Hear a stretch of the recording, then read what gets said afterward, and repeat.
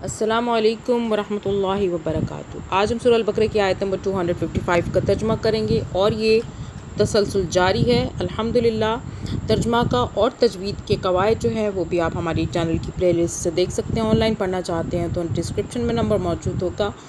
Subscribe, like, share لازمی کیجیے صدقہ جاری نیکی کی نیت سے۔ بسم اللہ الرحمن الرحیم۔ ترجمہ: اللہ تعالیٰ ہی معبود برحق ہے، جس کے سوا کوئی معبود نہیں، جو زندہ اور سب کا تھامنے والا ہے، جسے نہ اونگ آئے نہ نیند۔ اس کی ملکیت میں زمین اور آسمانوں کی تمام چیزیں ہیں۔ کون ہے جو اس کی اجازت کے بغیر اس کے سامنے شفاعت کر سکے؟